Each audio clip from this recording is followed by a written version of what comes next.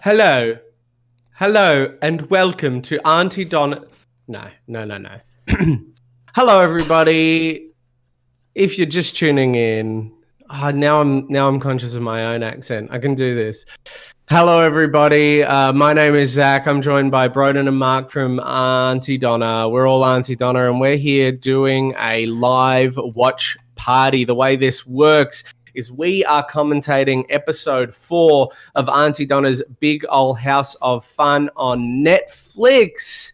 If you want to watch along with us, we can't do the screen capture, so what you've got to do is go to your own Netflix account, search for Aunty Donna or search for Aunty Donna's Big Ol' House of Fun, go to episode 4, scroll all the way to the start, so it's 00.00. I am going to count down from 6 when I say go, not 1, 6 down to go. When I say go, you're going to press play, we're going to press play, and then we're going to talk, you're going to dual screen it. So we're going to start right now. Here we go. Aunty Donna's Big Ol' House of Fun, episode 4, dating. 6, 5, 4, 3, 2, 1, go. There's that classic Netflix N that comes up at the start of... It's got lots of different colours in it when you look at it closely. It does, like the tubes in a TV, I believe, is the idea. Yeah. Up the top of every episode, it says a Netflix comedy series or Netflix original comedy series. We originally wanted it to say a Netflix original cum, but they said they would not have it. They would not have it. They were like, "That's so fucking disrespectful." I remember was the note. And then we said, "What about a cum show? We're willing to change one of the cums." And they said, "No, you're not gonna get us by putting 2 cums in. We're not moving on this. To remove all the cums." And we're like, fine. In the background behind Mark, you'll see the skeleton is now, the pirate is now dead again in the chair. So that's there. That's there. That's always there. This is not a Frenchman.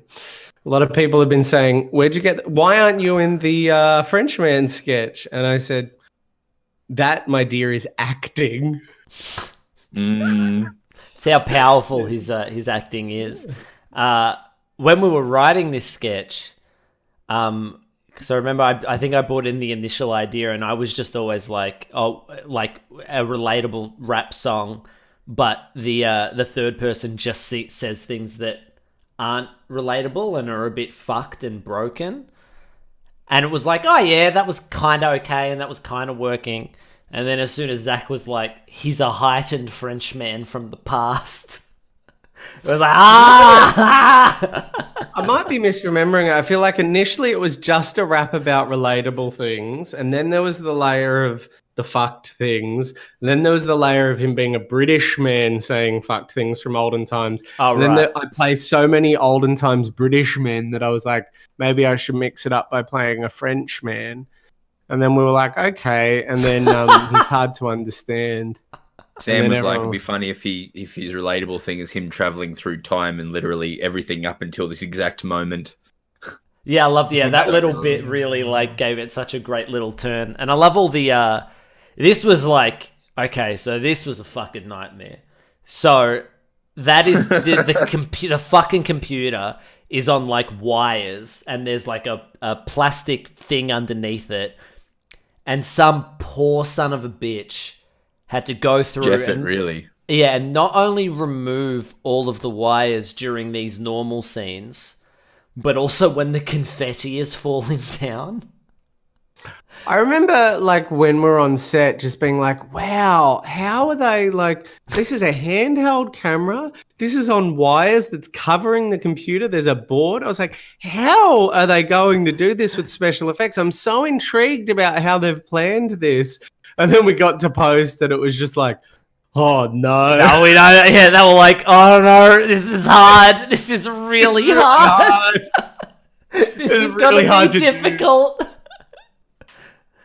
1, 2, 3. There's a different little count in every episode. I don't know if anyone's noticed that, but we've also different patterns. Yeah, different patterns in the background. I always remember I love Mike Patton. This was originally going to be was it this one or one of the two of us just sitting at the couch singing, watching TV was originally us singing Coco Jumbo. Yes, but we had to change it because we couldn't afford the rights. So we had to find another take. But I remember we just shot like did like a 15-minute take of us just sitting on the couch in case we needed to cut to something. I have no idea what else we shot. The only things I've seen are Coco Jumbo or watching TV. And then when we had a choice to use another bit later in the series, we made the creative decision to use the same bit from this episode. All these extras were constantly talking about the Disney shows they'd recently been in extras in. Oh, that's so good. I should also say that I am actually missing half a kidney. We felt it was important for his disability to come from truth so as to not be offensive. And I was like, I've only got half a kidney. And we used that. So fun. Talk about nightmares. Talk about nightmares. Oh, God. The belly, Zach. Holes in Zach's belly. We thought they'd geyser out, but the best we could get was just like a little, like, they just come like that. This but that's kind of funny in itself, isn't it? Just... I also love the use of geyser there, Broden. Like, I love that. We've had geyser in our stuff a lot before. Big fan of geyser. Oh, there's another dumb great little joke that Sam and I wrote, I think. This is a run of jokes that you and Sam went off and wrote these jokes. And this is Mark, you were talking about the tearing down posters as your favorite run. Yeah. This bit here is my absolute favorite. The box that you're in is like a Todd Sanchez in BoJack Horseman level joke. I love stupid idiot jokes in sitcoms. I just think stupid idiot jokes are my favorite. So that into this sequence, into the bit you're about to do when you go to sit on the bench. It just tickles me every single time. It's just so loaded. It feels like a different show, this bit. It feels like a badly written sitcom, which I really like.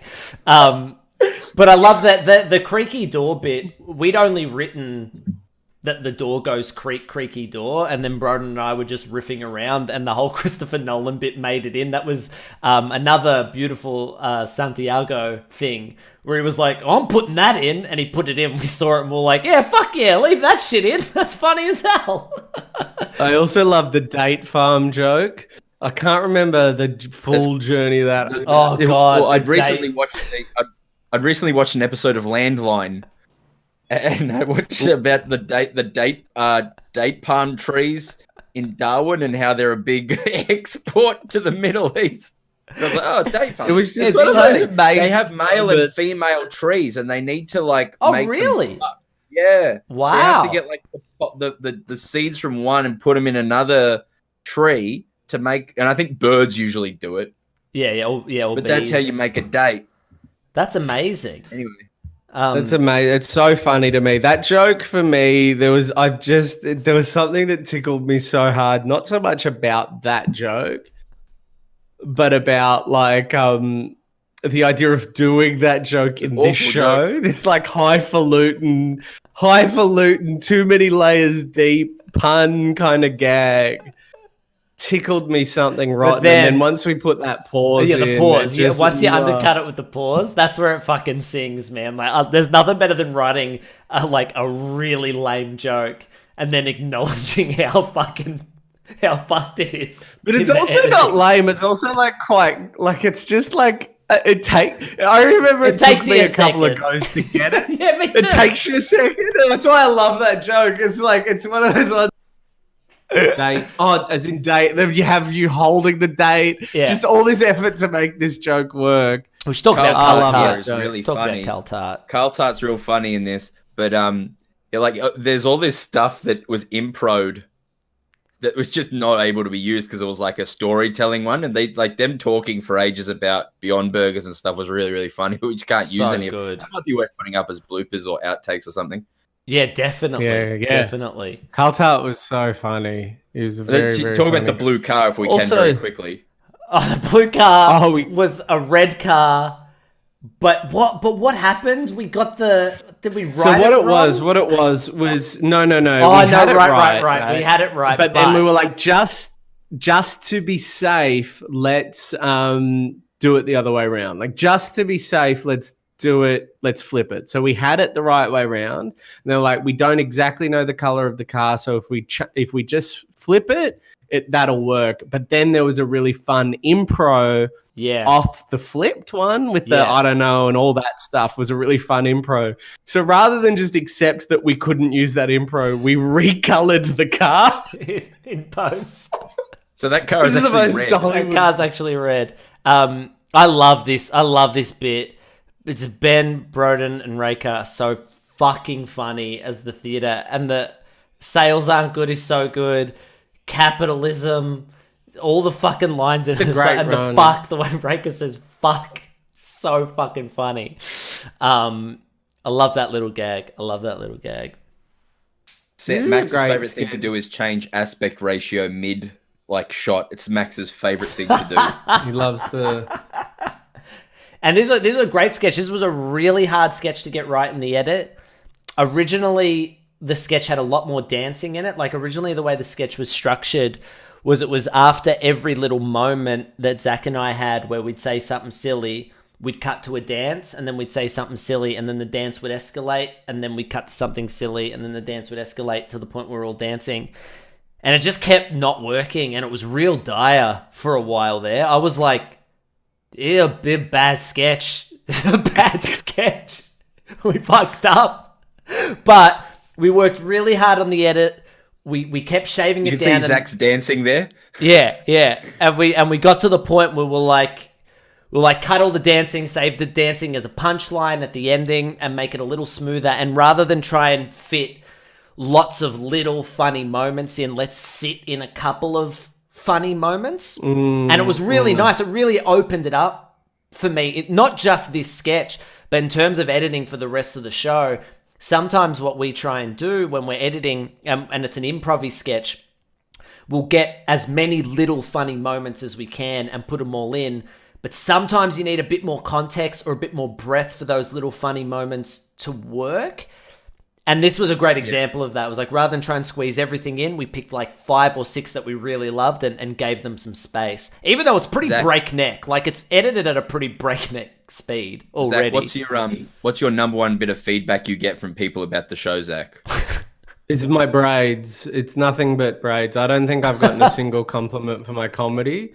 And not even a compliment for the braids, just like, hey, do braids more. Do the braids more, like the man in the barbershop sketch. I'm like, okay, did you think I was funny? And they're like, do the braids. I'm like, okay. Do the braids, please. I was already thinking of doing braids. And they're like, good, do braids. Oh, I love clothes. This is a great episode, this one. This is a great one. This was so much fun to shoot. One of my favorite gags is us putting on the blindfolds and taking them off, seeing each other, putting on the blindfolds, and then yeah. Also, these clothes. Oh, sorry. Yeah, this is like the most enjoyable for us to watch. Like, we love this shit. I like this shit. This is Max's favorite shot of the series. This one right here. With me just doing this, like... Yeah, I love it. My favorite is the close-up of you with a teeny bit of fluff on your head. Yeah. It annoyed me at first, but now I just love that bit of fluff so much. It suits the sketch perfectly. That shot. I love that shot. But that shot's great. My favorite shot is coming up. That one. Of just the top of Zach's head. But we didn't move the camera... Zach's like down on his knees almost. Did I? Yeah. We didn't move the camera up. You just went down, and we were like, just let me know when just the nub of my head is in frame. And we're like, all right. I also this sketch is so funny. Clothes is so funny because we were like, let's do a funny sketch about wearing funny clothes. And this is a great example of what you write, and then the modular sort of putting the sketches all together, and then the actual edit or the actual putting the episode together, because we then we were like sitting down and we just had a moment on the shoot where like, are we wearing these fucked clothes for the next 4 sketches? I really freaked out, and I was like, is it going to be again? And that it's such a great lesson in like freaking out on set about the smallest shit that just does not matter once like the show's done and out there. But I was like, I'm going to do the home run sketch in the suit. I was like, I don't know if that's right, because I'd always seen it a very particular way in my head.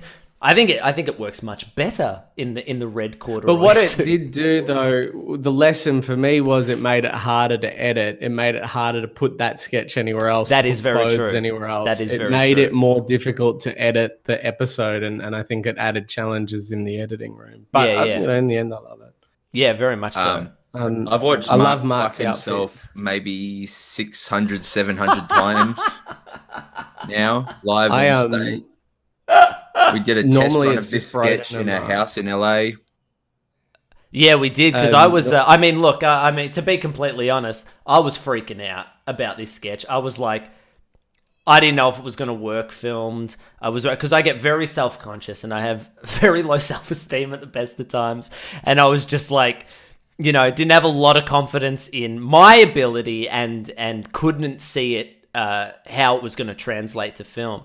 But everyone else was so confident from the start. And I remember we did the test run. We filmed the test version of it. And then Max put up an edit and I watched it and I was like, I was right.